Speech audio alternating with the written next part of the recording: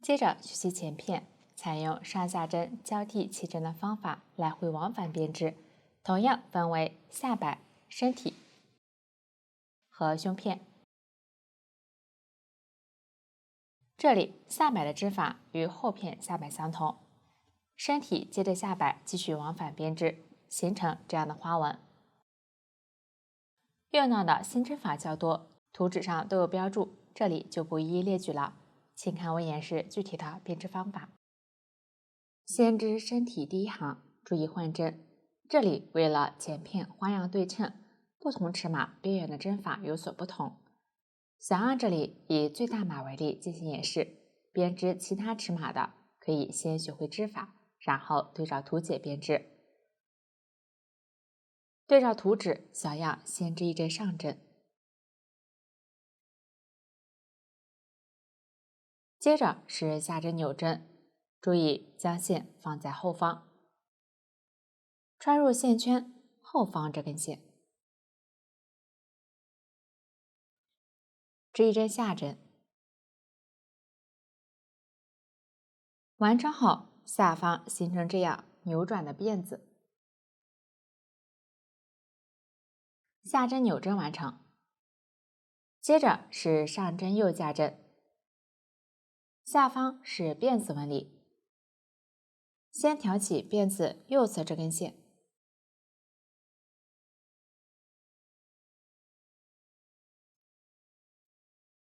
织一针上针，然后穿入线圈，织一针上针。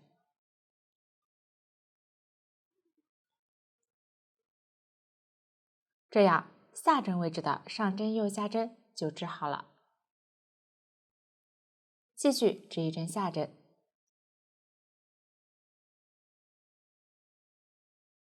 一针上针，一针下针，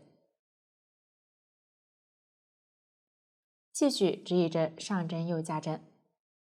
这里仍然是在下针位置，注意线的位置，先挑下方右侧这根线，织上针，然后穿入线圈，织上针。下针位置的上针右加针就织好了。下面是下针扭针，穿入后方这根线，织下针。编织时一定注意线的位置。下针扭针完成，继续在下针位置织上针右加针。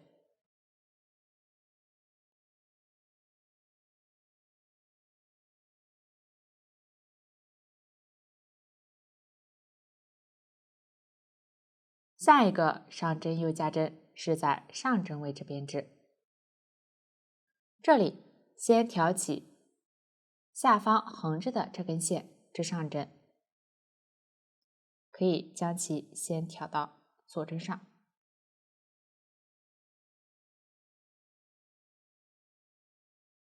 再穿入线圈，织上针。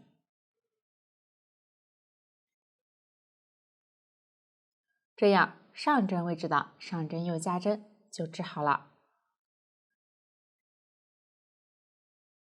下面是右上两针交叉针，先将左侧4个线圈挑到右针上，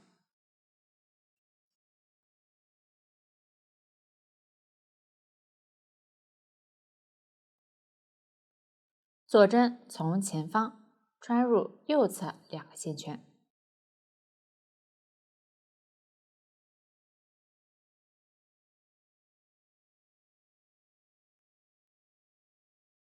左手捏住线圈底部，右针松开线圈，再从后方穿入左侧这2个线圈，套回左针上。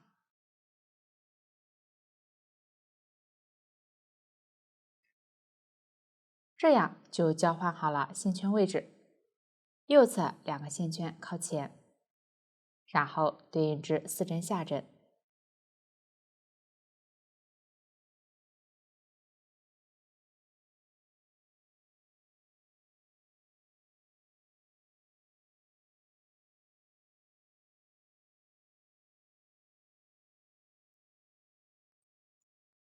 右上两针交叉针完成，继续至两针上针右加针。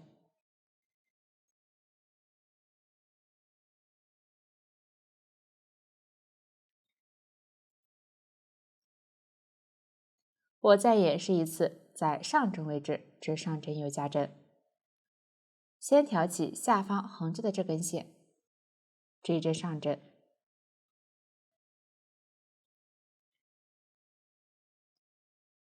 然后穿入线圈，这一针上针，这样上针位置的上针右加针就织好了。继续对照图纸往下编织。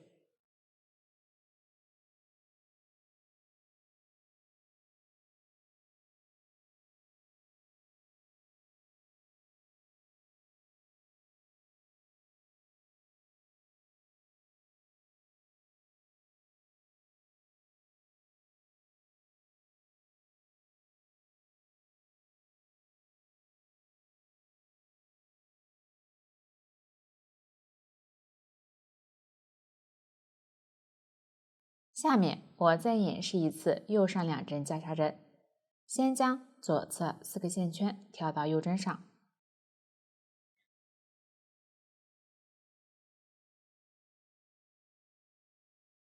左针从前方穿入右侧2个线圈，右棒针松开线圈，再从后方穿入左侧2个线圈，套回左针上，交换好线圈位置，对应至4针下针。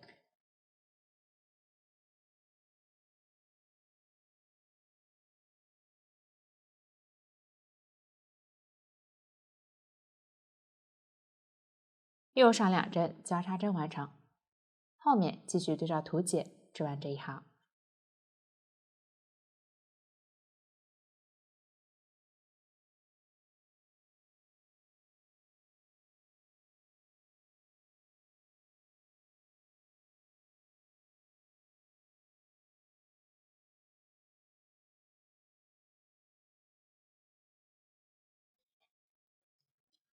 最后一针织完后，可以核对一下针数，这样第一行就完成了。接着织第二行，翻面，对照图纸编织与图解相反的针法。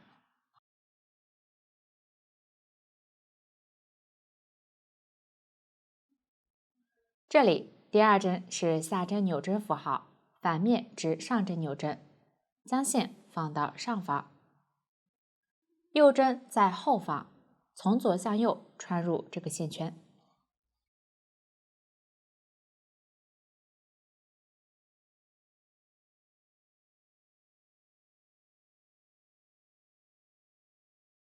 织一针上针，上针扭针完成，翻过来看一下，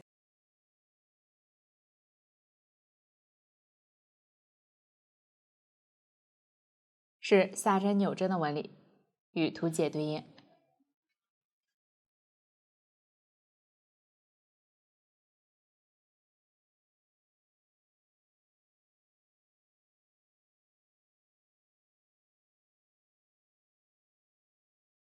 继续对照图解编织相反针法，大家也可以按照纹理编织，下针纹理对应至下针，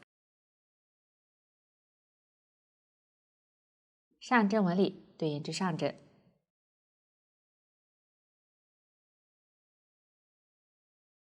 注意最小码首尾几针需要对照图解编织，不要织错。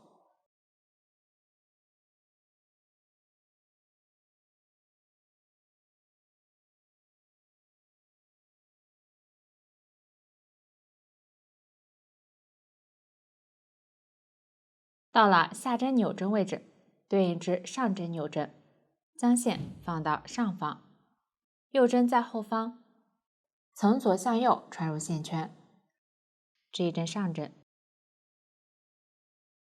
上针扭针完成，后面继续对照图纸织完这一行。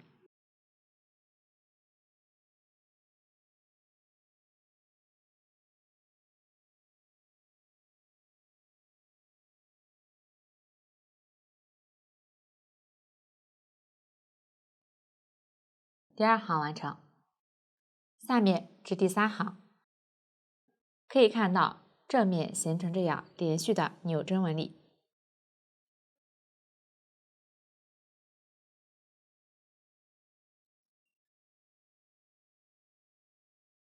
分隔出不同的花样，我们将有交叉针的这一处称为交叉花样，另一个花样为桂花花样，两种花样交替编织。对照图纸，先织一针上针，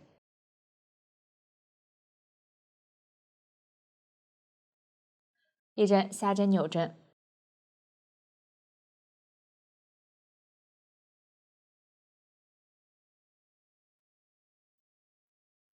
桂花花样位置一针上针，一针下针交替编织。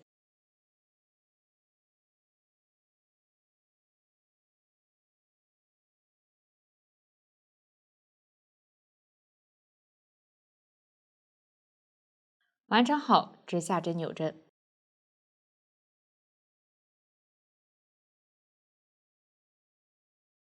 到了交叉花样位置，织4针上针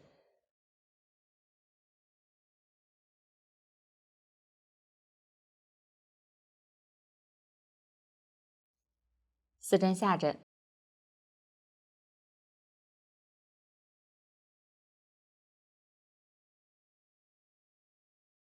和4针上针，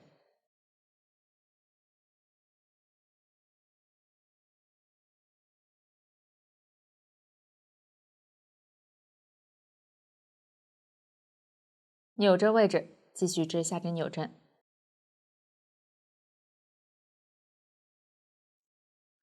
后面就按照这2种花样的织法交替织完这一行。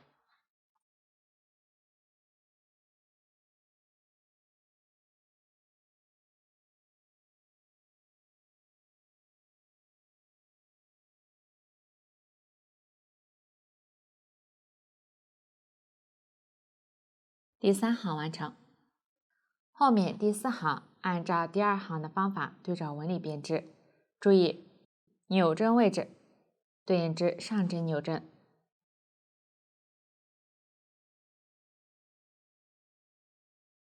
大家将其完成。下面至第5行，先对照图纸织边缘2针，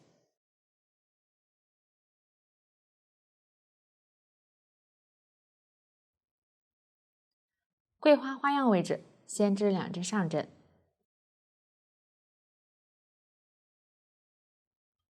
一针下针，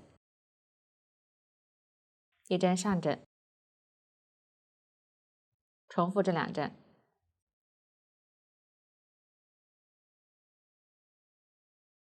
再织一针上针，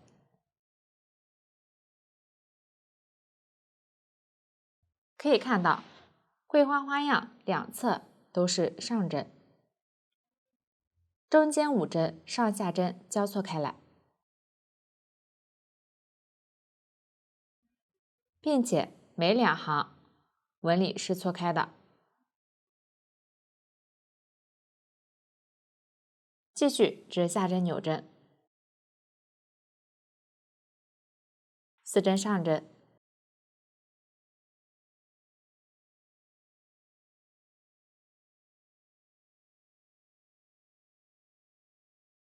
一针又上2针交叉针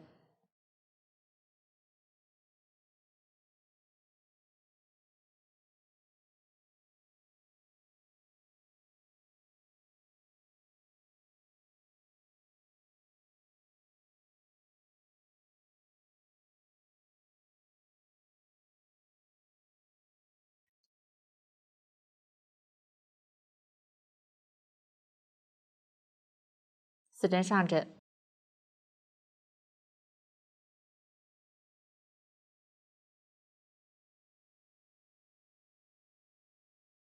一针下针纽针。后面按照这2个花样的织法交替编织，织完这一行。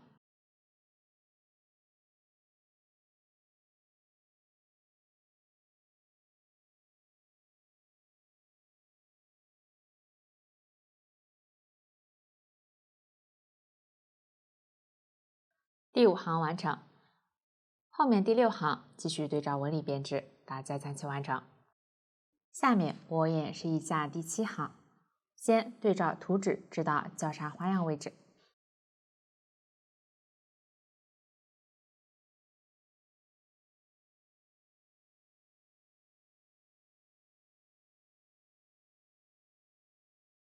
到了对应位置，先织3针上针，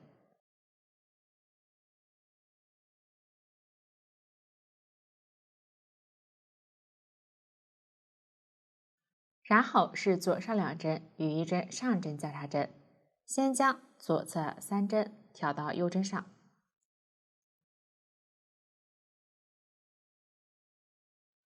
左针从后方穿入右侧这个线圈，与左侧2个线圈交换位置，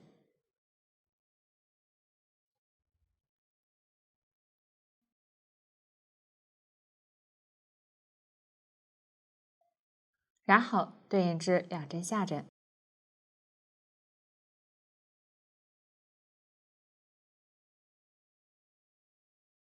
，1针上针，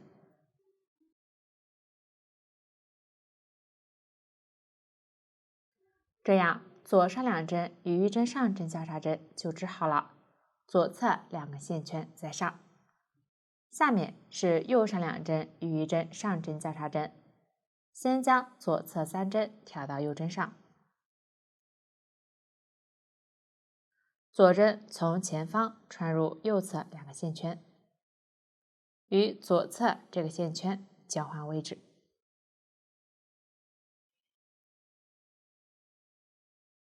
然后对应织1针上针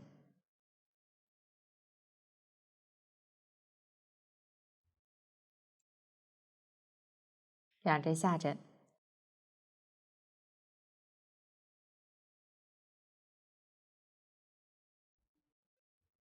这样右上2针与1针上针交叉针就织好了，右侧2个线圈在上，继续织3针上针，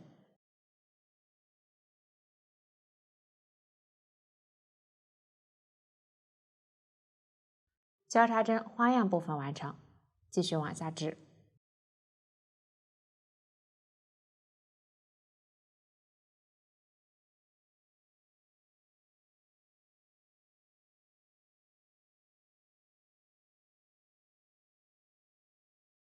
到了交叉花样位置，我再演示一次左上2针与1针上针交叉针，先将左侧3针挑到右针上，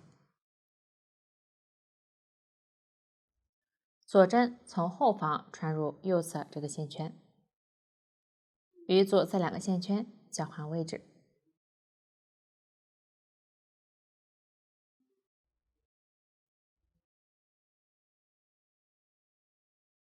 然后对应织2针下针，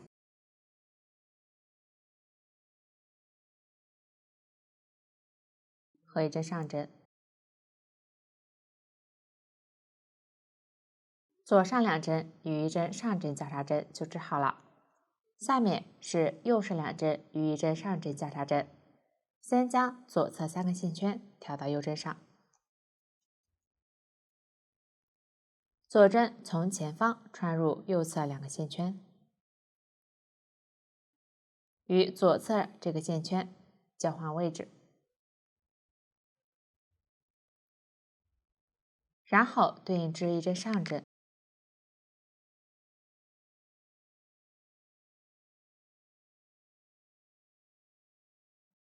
，2针下针，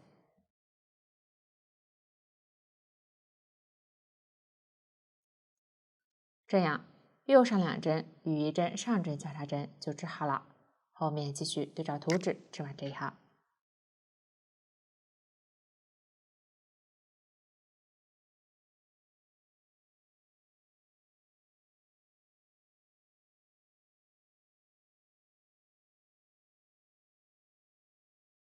第7行完成。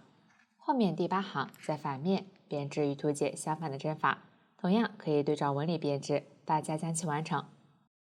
身体剩余的行数继续对照图纸往返编织，形成这样的花样。针法前面都演示过，大家将其完成。这样身体部分就讲解完了。下面编织胸片，接着身体继续往返编织花样。腋下同样需要减针，方法与后片腋下减针类似。减针完成后不加不减编织，大家对照图纸，一直织完领口位置前面一行。织完领口前面一行，下面需要分左右肩编织。先编织左肩，这里我用想要演示，针法据行数、针数均不做参考。先数出一半的针数，用系腰扣隔开。大家也可以找到中间这个交叉花样的中间2针，做好标记。然后对照图纸织到系腰扣前剩余3针。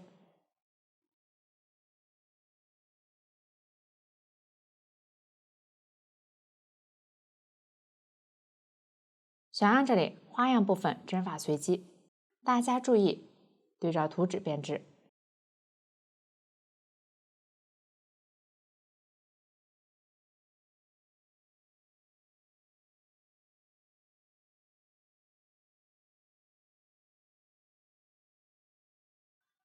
到了对应位置，先织一针下针的左上2针并一针，右针从左向右同时穿入左侧这2个线圈，织一针下针，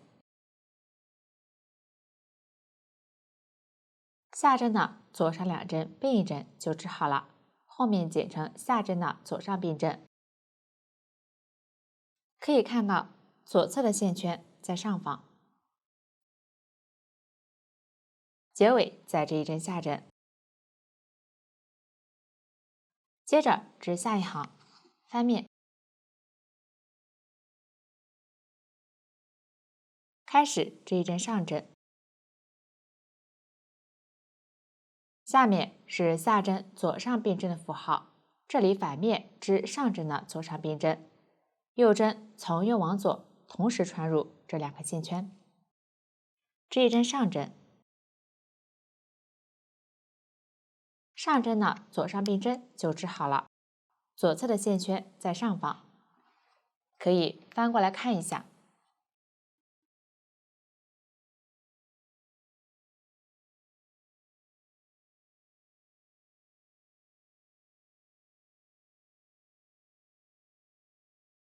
是下针的左上并针的纹理。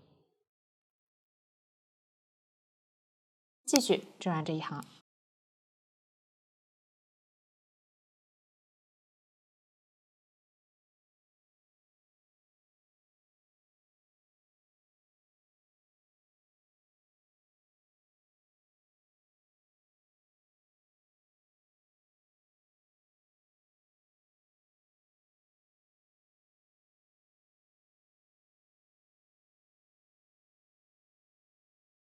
后面的行数就按照我演示的2行的织法往下编织。领口一侧开始每行都要减针，后面间隔一定的行数进行减针，具体减针规律请参考图纸。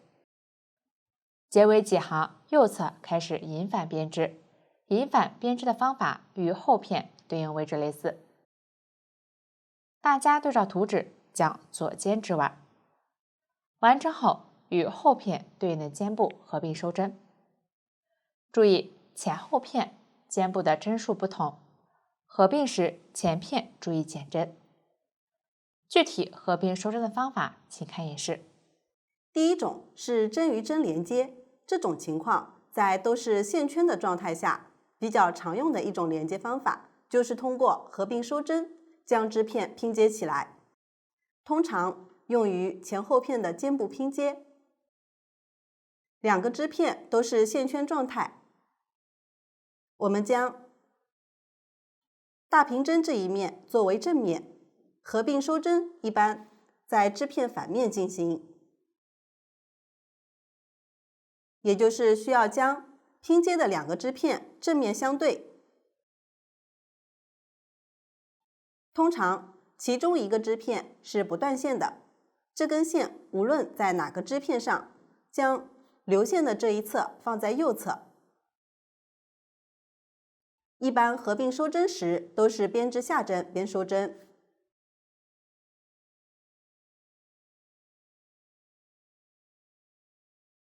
也就是同时穿过两个织片的线圈，织下针进行浮针收针。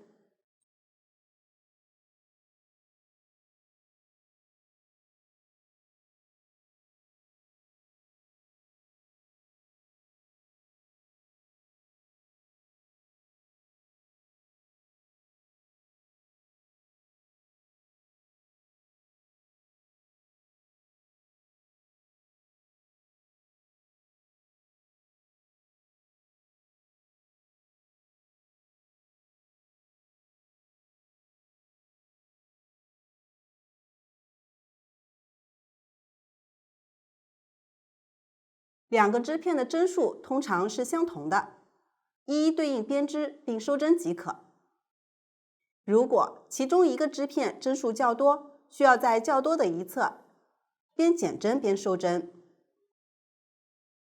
假设这一片针数较多，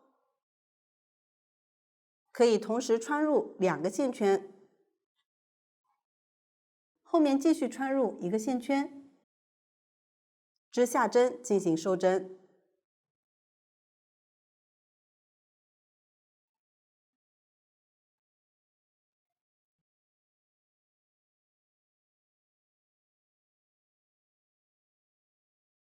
如果是后面这个织片针数较多，就同时穿入后面两个线圈，织下针进行收针。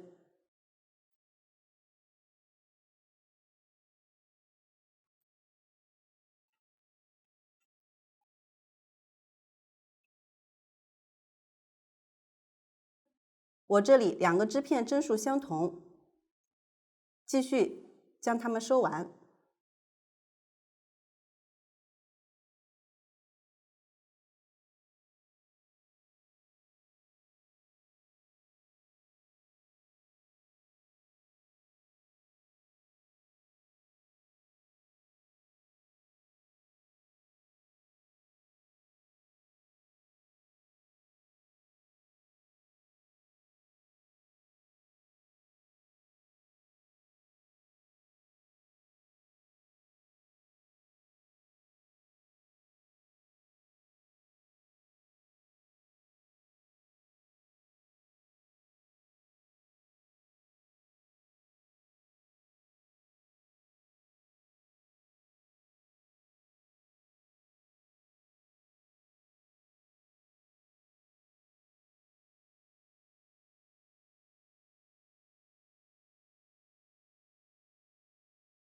线头打结藏一下即可，这个就是合并收针后的效果。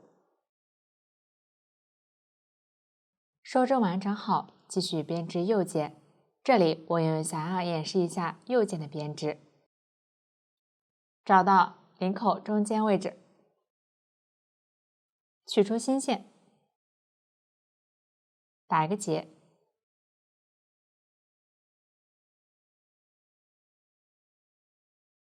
穿入第一个线圈，将线圈挑出，调整一下，结放在反面，这样就完成了一针下针，并完成了接线。然后织一针下针的右上两针并一针，后面紧成下针的右上并针。先将左侧线圈以下针的方式挑下不织，然后织一针下针，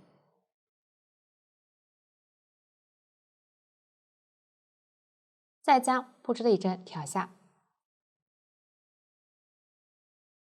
下针的右上并针就织好了。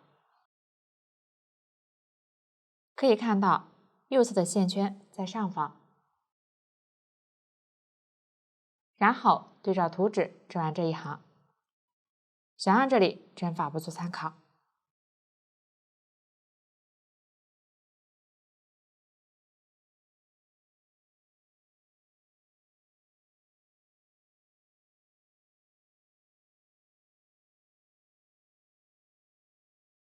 完成后，继续至下一行，对照图纸，一直至到结尾剩余3个线圈。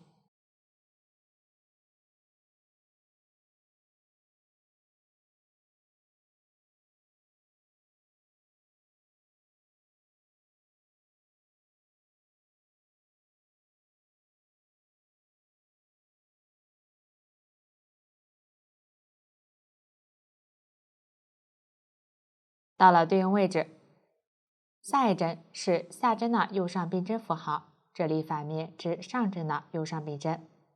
右针先以下针的方式依次挑下左侧2针，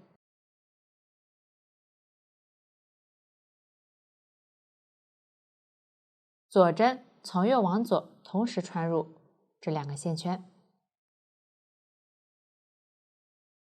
挑下，这样就交换了2个线圈的位置。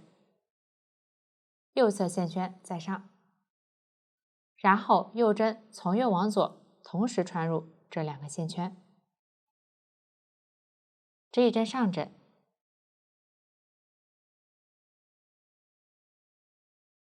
这样上针的右上并针完成。可以反过来看一下，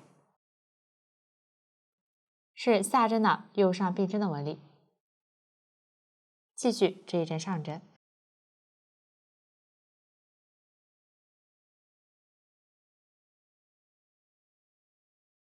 这一行完成。后面继续按照沿线的2行的织法，在领口一侧减针。开始每行都要减针，后面间隔一定的行数进行减针，大家注意对照图纸编织。结尾处边缘引反编织形成斜尖，大家对照图纸将其完成。结尾同样与后片合并收针，大家将其完成。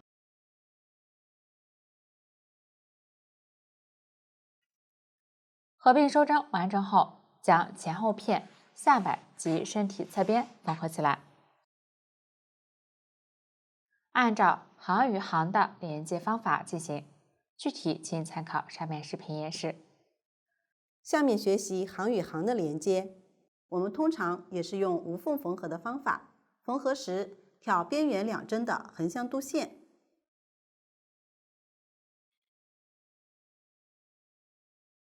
我们可以先来认识一下织片。首先找到边缘第1针。边缘第1针通常会有4种情况。第一种是划针，也就是顺着纹理挑下不织，形成大辫子。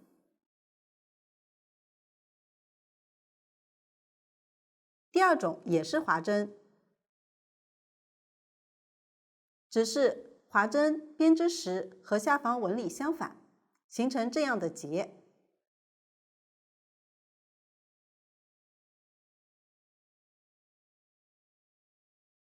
第3种是每行都织，通常正面织下针，反面织上针，形成这样的小辫子。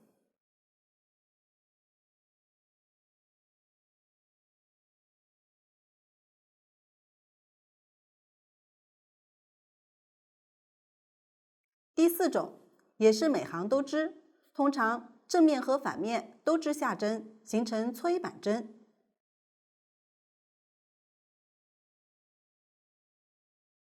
第1针左侧就是第2针，例如这个织片，从这一面看，第2针是下针纹理；从另一面看，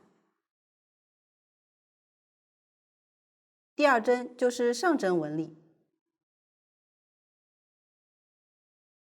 无论第2针是下针纹理还是上针纹理，可以发现线圈都是正向的。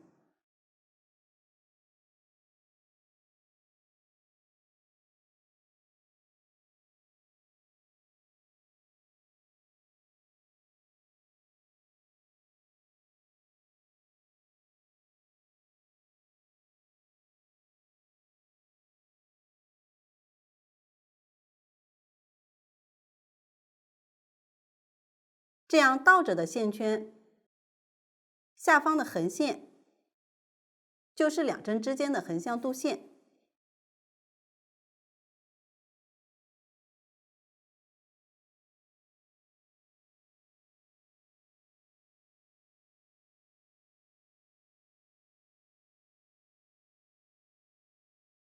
这一面也是一样，这个就是倒着的线圈，这一根就是两针之间的横向度线。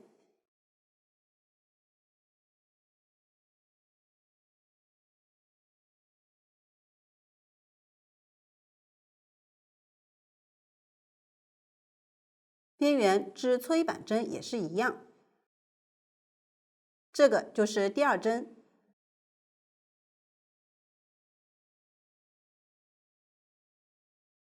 这一列就是第二针，正向线圈。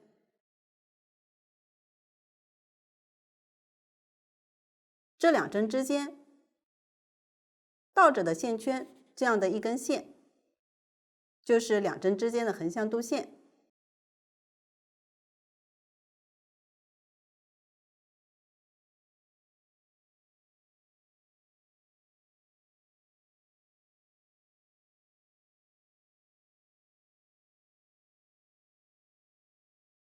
边缘是划针，同样，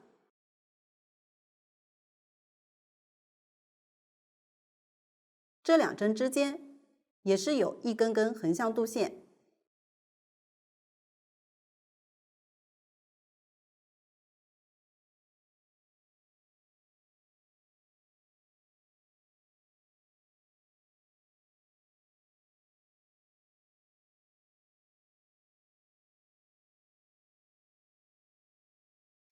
无论哪种，一根度线大致对应一行。缝合前，大家可以先将线头在反面藏几针，并打结固定。这里我就不藏了。无缝缝合就是每次交替在这两个织片上，挑边缘两针的横向度线，进行缝合。每次挑1到2根，注意，如果两个织片行数相同，就可以一一对应缝合，也就是每次挑的度线数量都相同。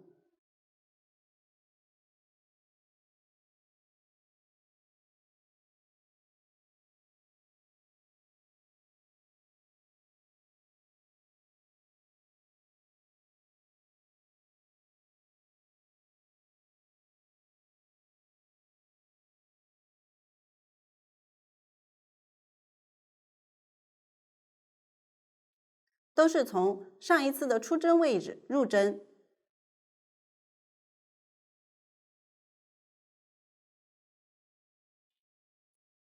来挑横向度线。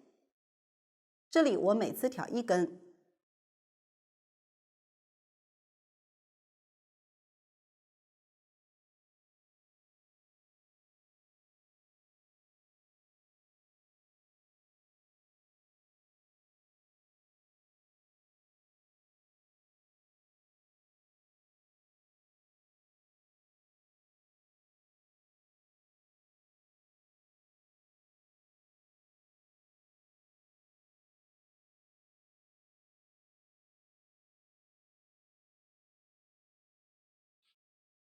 缝几针后稍微拉紧即可。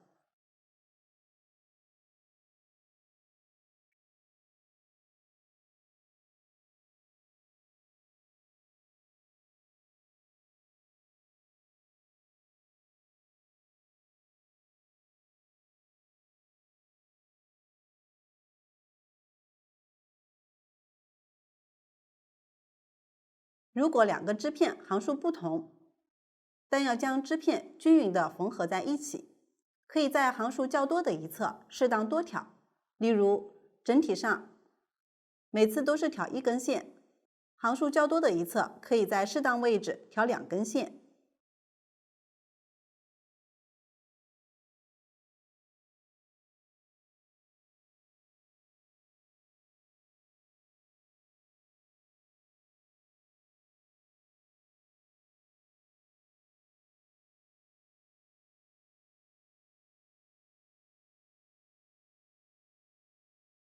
这2个织片行数相同，我继续缝完。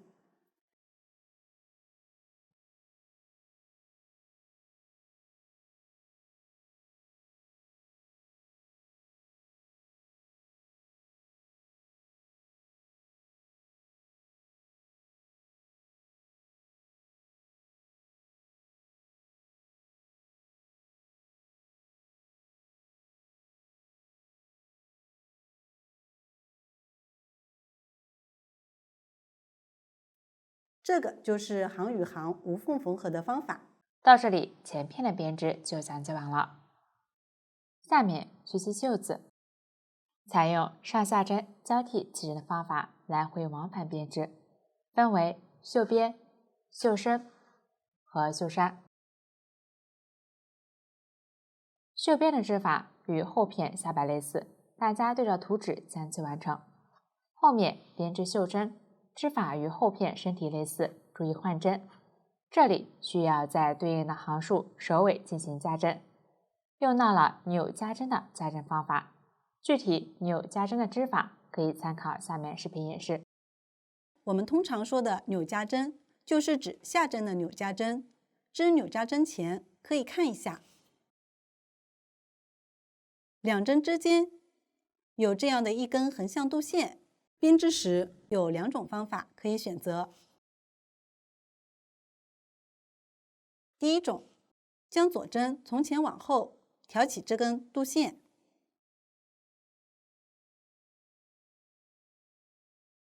然后将右针从这个线圈的后方穿入，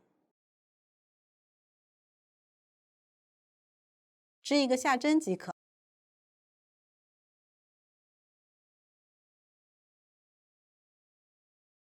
我再演示一次。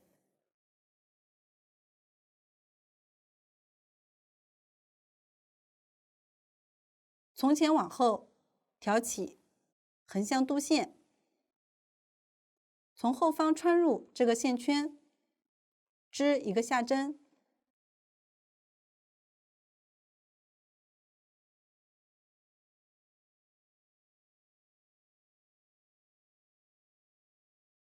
第二种，将左针从后往前挑起这根度线，然后将右针从这个线圈的前方穿入，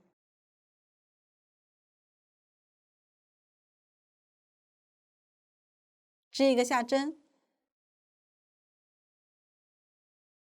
我再演示一次。左针从后往前挑起横向度线，右针从前往后穿入线圈，织一个下针。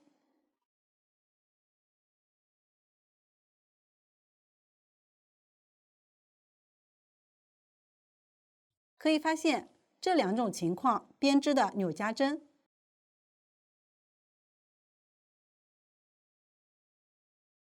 下方线圈交叉的方向刚好相反。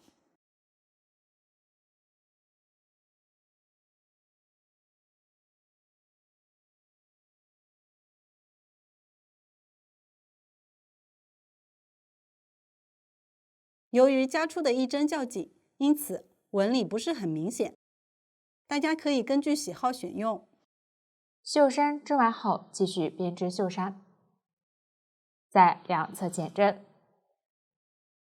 方法与后片腋下减针类似，大家对照图纸将其完成。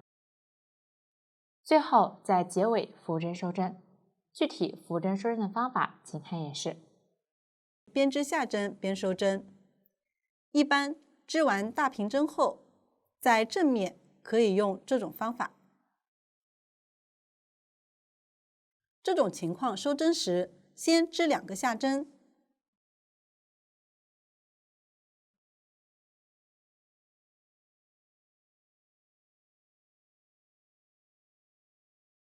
然后左针挑起前一针，盖过后一针，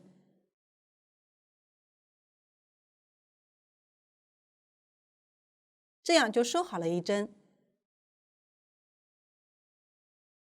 继续织一个下针，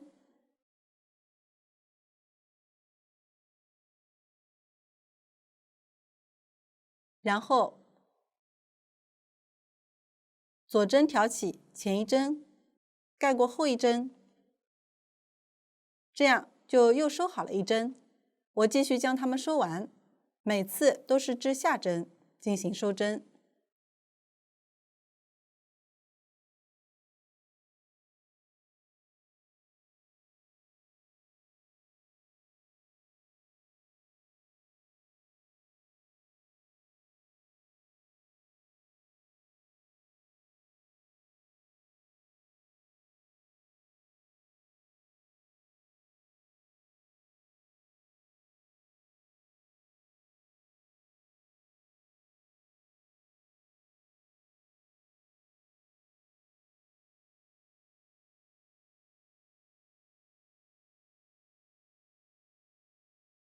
现在还剩一个线圈，拉大线圈，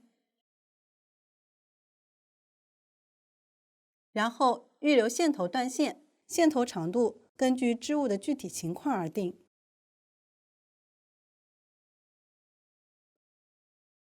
通常只要预留10厘米左右即可。将线头从线圈中穿过，拉紧。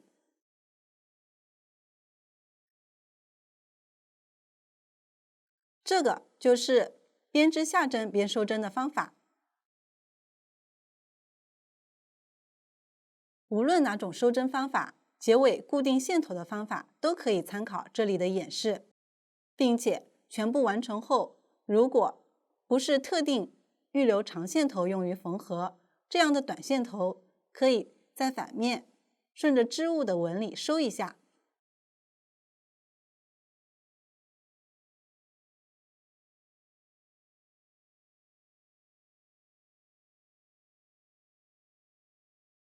尽量不要影响正面纹理。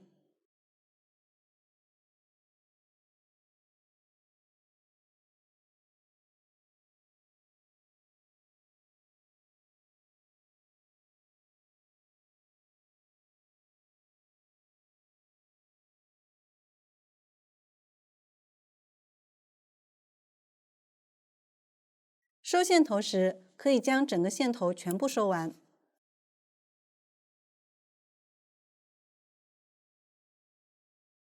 袖子织完后，将袖边和袖身的侧边缝合起来，方法与前后片侧边缝合方法相同。最后将袖衫与前后片袖洞位置进行缝合，腋下缝合位置对应。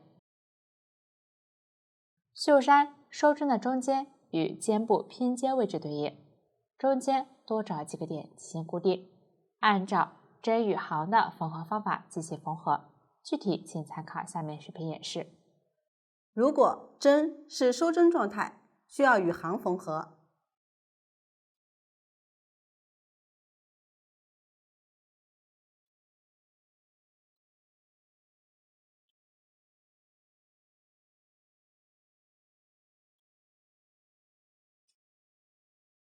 针这一侧就挑8字，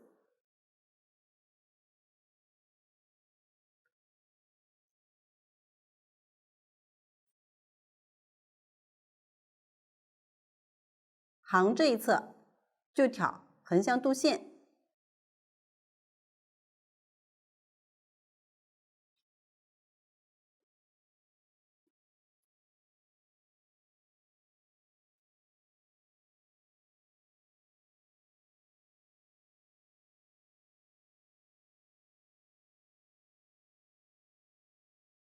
并且，如果行数多于针数，就根据情况在适当位置同时挑2根横向度线。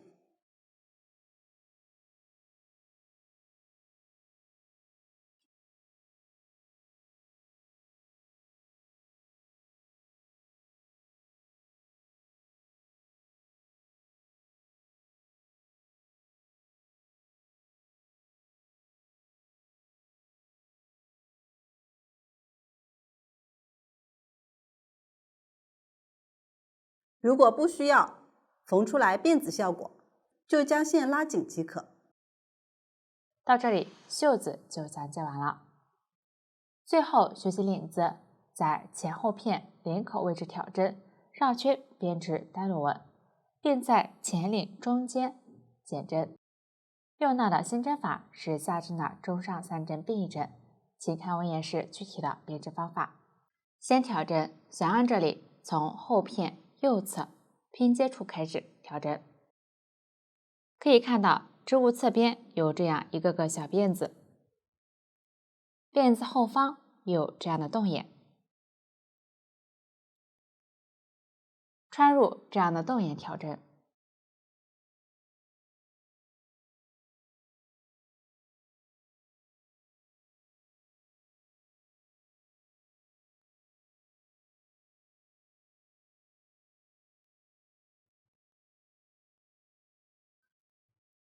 这里不一定一一对应挑针，可以将后片均分成几份，对照图纸均匀挑出对应的针数即可。具体针数大家也可以根据实际情况调整，保证织片平整，总针数为单数即可。小样这里调针位置随机。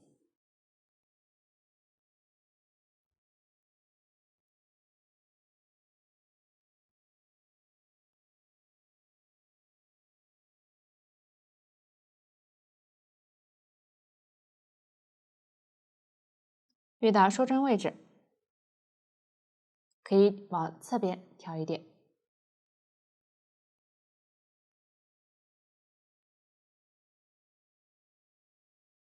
尽量不要出现较大洞眼。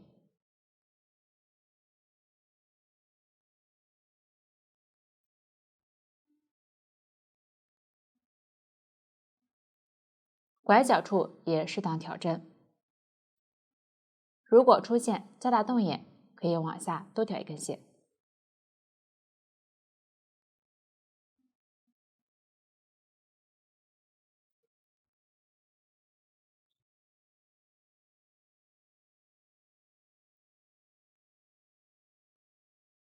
扶针收针位置可以挑下方的洞眼，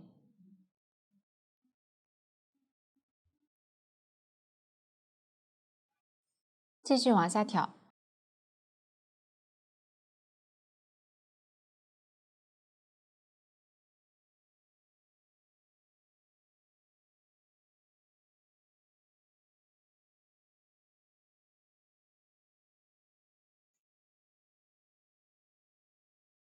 挑大约1/3后，换另一根棒针挑。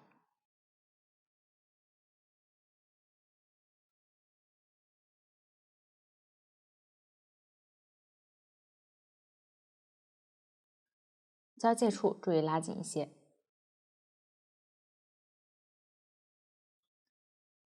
前片侧边同样有这样一个个辫子，可以穿入辫子后方的洞眼挑针。如果不想边缘有这样的辫子纹理，也可以往里挑一点，大家根据自己的喜好调针即可。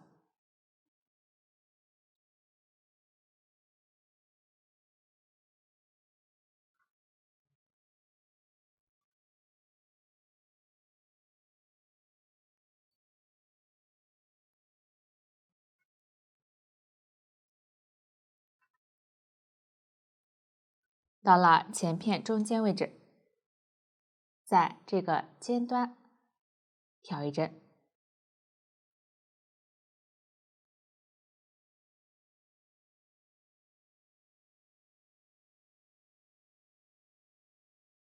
并在右侧扣一个记号钩标记。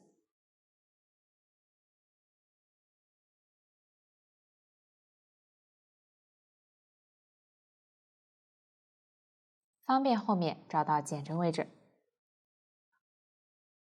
继续挑完这一圈。注意前片领口2次的挑针数尽量一致。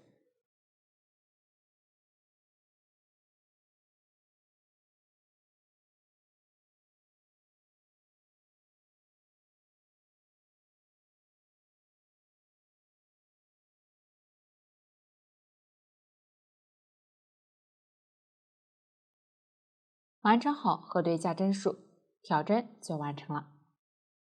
接着织第一圈，取出第4根针，绕圈编织单螺纹。注意棒针交界处稍微拉紧。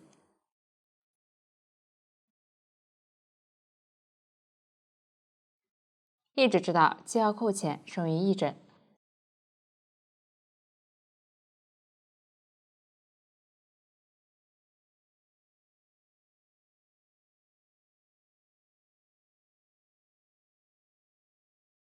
到了对应位置，这里右棒针最后1针的针法可能与图解不对应，没有关系，只要左右两侧针法对称就可以。在这里织1针，下针中上3针并1针。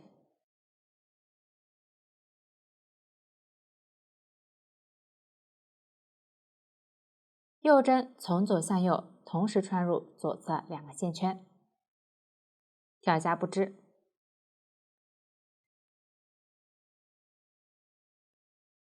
然后左侧线圈织1针下针，再将不织的2针挑下，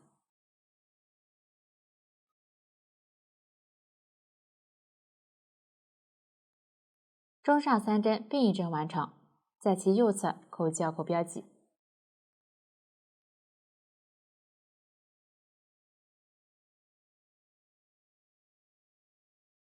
接着编织与系腰扣右侧一样的针法，这样左右形成对称。想象这里这一针是下针，对应织下针；如果是上针，左侧对应织上针即可。继续编织单螺纹。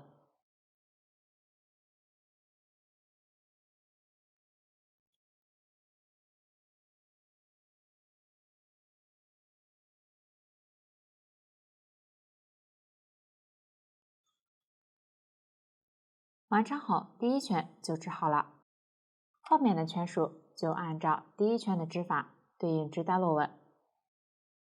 同时，在系腰扣前剩余1针时，在这3针上织下针的中上3针并1针。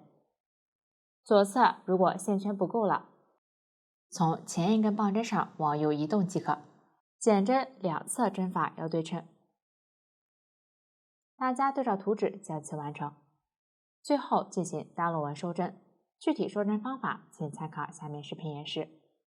全部织完后，进行单螺纹收针。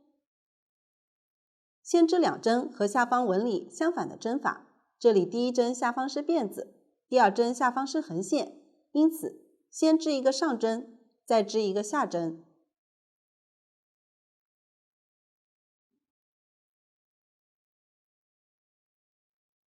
然后将前1针盖过后1针，这样就收掉了1针。继续织1针和下方纹理相反的针法，这里是辫子，应该织一个上针。织之前，左手捏住右针线圈底部，将针取出，放到线的下方后，穿回线圈，然后织上针。再将前1针盖过后1针，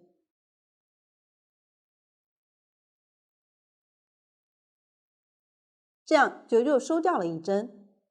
继续织1针和下方纹理相反的针法，这里是横线，应该织一个下针。织之前，将针取出，放到线的上方后，穿回线圈，织一个下针。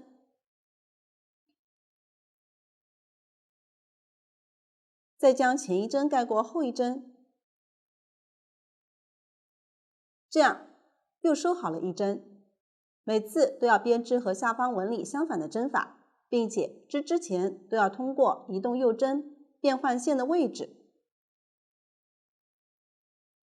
织上针时，线在上方；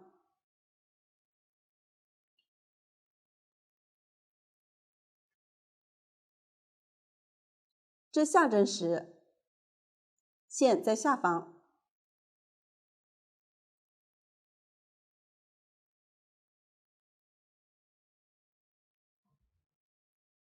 我们继续将它们收完。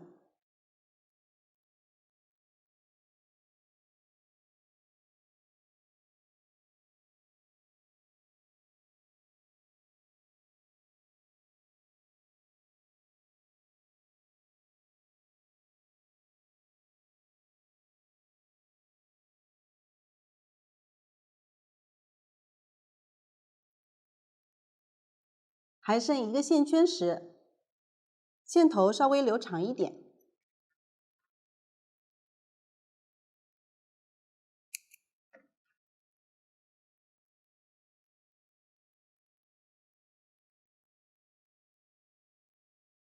固定线圈。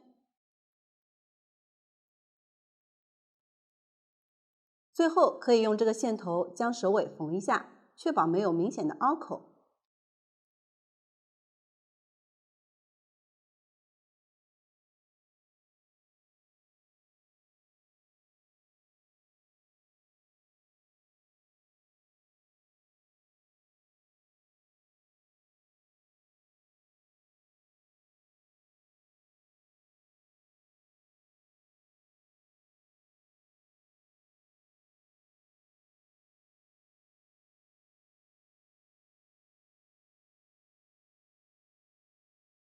这样单落纹收针就完成了。这样领子就讲解完了。到这里，整件衣服就全部讲解完毕。如果大家在编织的过程中还有不清楚的地方，可以与我们的客服联系。素素姐家一针一线，享受生活乐趣。感谢大家的观看，我们下期再见。